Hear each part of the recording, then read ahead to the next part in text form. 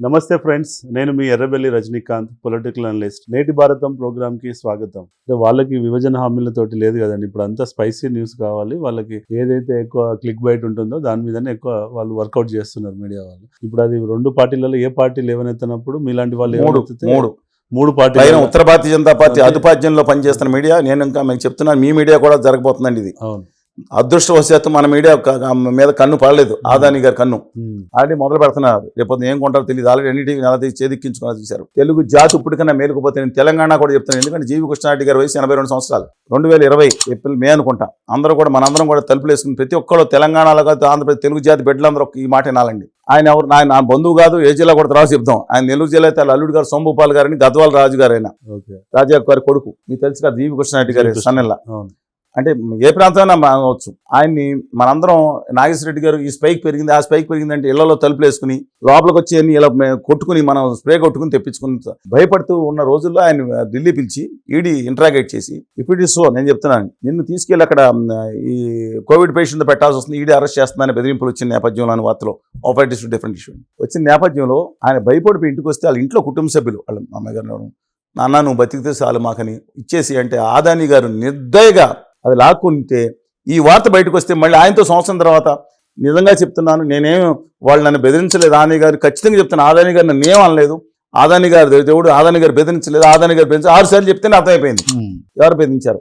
సరే, ఆయన పక్కన పెట్టండి. మధు గారిది పవర్ ప్యాకెట్లు, మూడోది గ్రంథి మల్లికార్జునరావు గారు ఎత్తన్న పవర్ ప్యాకెట్లు, లింకేజ్ లేదని చెప్పి మనకెందుకులో ఈ ఎయిర్పోర్ట్ కూడా లాక్కుంటాడు అని చెప్పి ఆయన ఇచ్చేసేయటం.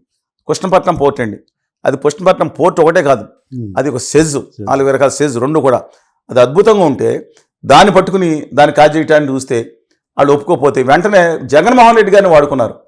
ఏది ల్యాండ్ తీసేసుకుంటాం, నువ్వు చేయలేదు, కంప్లై చేయలేదు కొన్ని నేను పెట్టి నానా హింసలు పెడితే అయినా కూడా సరే నేను మెజార్టీ స్టేక్ ఉంచుకుంటానంటే వాళ్ళ కొడుకులో ఒక కొడుకుని తీసుకెళ్లి ఆదాని గారి దగ్గర పెట్టుకుని కుటుంబాలను కూడా చిక్కిపెట్టి మా రాష్ట్రాన్ని మీద కాదు కుటుంబం ఆ గంగవరం పొడి తీసుకున్న తర్వాత కేంద్ర ప్రభుత్వ సంస్థల చేత అక్కడి నుంచి తెలంగాణకి పైప్ లైన్ అంట, 1000 కోట్లు గిఫ్ట్ అంట. ఎవరి గిఫ్ట్? ఆంధ్రప్రదేశ్ గిఫ్టా లేకపోతే ఆదాని గారి గిఫ్ట్ అంటే నాకు అర్థం కాదు. అక్కడి నుంచి పైప్ లైన్ ఇంకో చోట తరలించుకెళ్తారు కృష్ణపట్నం పోర్టు కంట.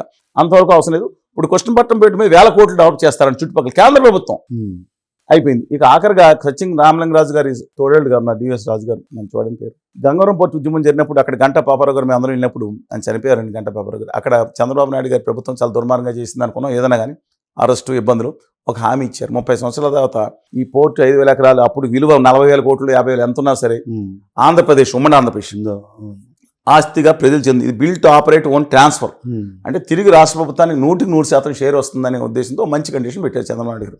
అప్పుడు చేసిన సరే పెట్టిన తర్వాత ఇప్పుడు ఆ పోర్టు మీద పడింది, అది కూడా ఏమంటున్నారు. ఇప్పుడు చెన్నై ఎయిర్పోర్ట్ పక్కన మీద ఒక ఎయిర్పోర్ట్ని లాగేశాడు, ఆ కృష్ణపట్నం ఎయిర్పోర్ట్ లాగేశారు. రేపు మిగతా కూడా వరుసగా అయిపోతున్నాయి. ఇవనంటే అక్కడి నుంచి సింగపూర్ కంపెనీలో ఒకరిని చేర్చుకుని ఆ లోటుపాట్లు ఉండి దాన్ని పెట్టి ఈడీలు ప్రత్యక్షం అయిపోతారు కదా. ఆయన అమ్ముకునే పరిస్థితి తీసుకురాకుండా ఆంధ్రప్రదేశ్ వాటా 10.72% 62% సబ్జెక్ట్ 610 కోట్లు 620 కోట్లకు నామినల్ వాల్యూకి లాగేసుకుని 100% Gangavaram port owned by Adani అని చెప్పి బోర్డు పెట్టుకుంటే ఒక 5గురు, నా కళ్ళ ముందు 5గురిని కసకస వేసేస్తే మనం మిగతా వాళ్ళ వరకు వీళ్ళందరూ బతుకుతున్నారని భ్రమంలో ఎవరు ఇక్కడ హైదరాబాద్లోనో అక్కడ విశాఖపట్నంలో ఉన్న ఈ ఫార్మాస్యూటికల్ ఎవరిని మీ షాలు సింగీలు ఆదానీలు ఎవరిని వదలరండి. అంబానీయే బెటరు. కనీసం ప్రభుత్వంలో లూప్ హోల్స్ చేసుకుని అడ్డంగా వాడుకుని పైకి వచ్చాడు, దుర్మార్గం వచ్చు. ప్రజలు వేసేసి పైకి వచ్చిన సంఘటనలో 100 కోట్లు ఉన్నాయో తెలియదండి. ఈయన బెదిరించి వాళ్ళ కడుపు, నేను అన్నాను, ఆయన అందులో ఎవరు నా చుట్టూ నాకు పరిచయం ఉన్న వాళ్ళు కూడా లేరండి. ఎలాంటి పరిస్థితి ఉందో గమనించుకొని ఇంత దారుణంగా జరుగుతుంటే ఇంకా తెలుగు జాతి కూర్చుని మనలో మనం కొట్టుకుందాం అండి. నేను ఇంకోటి చెప్తున్నాను, మీరు హైదరాబాద్ నగరం వెళ్ళండి, అనేక ప్రాంతాలు నేను చూపిస్తాను. మేము రోడ్లు పార్ట్ హోల్స్, నేను దాన్ని కొంచెం శ్రమపడి అన్ని చోట్ల యాక్సిడెంట్లు అవుతుండే పార్ట్ హోల్స్ కొంచెం వేసే కార్యక్రమంలో ఉన్నాం. 2 చోట్ల ఒక ప్రాంతంలో అడిగినప్పుడు అక్కడ వాళ్ళు ఏదో మంచినీళ్ళ బాటిల్ పెట్టాలంటే హిందీ వెళ్తాం కాదు, తెలుగు నైచి వెళ్తాయి తెలుగు అన్నాడు. కౌనే అన్నాను, నిజం చెప్తున్నా నేను.